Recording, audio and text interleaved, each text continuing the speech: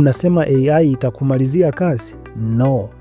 AI haitoi ajira, but inatoa nafasi ya waelewa kuwa maboss. AI sio adui, ni msaidizi.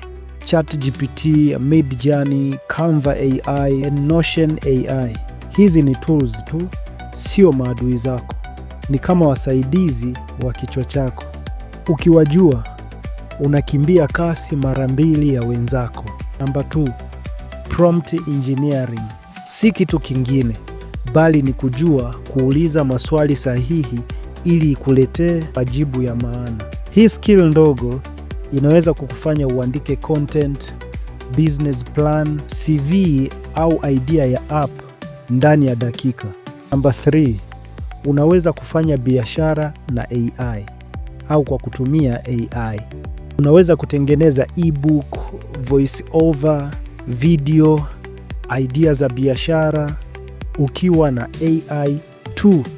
Ujuzi wako na AI ni combination ya pesa 2025.